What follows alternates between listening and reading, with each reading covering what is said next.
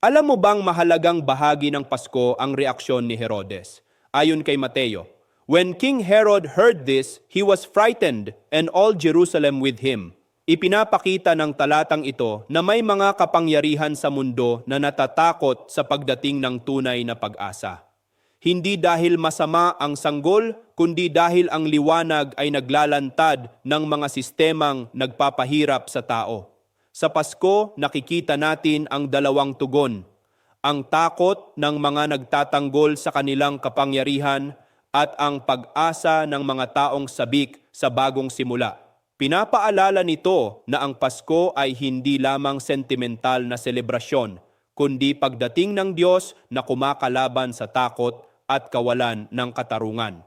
Ako si Bishop Tonyo, Obispong Migrante sa Europa, at ito ang Araling IFI, magsamba, mag-aral, maglingkod.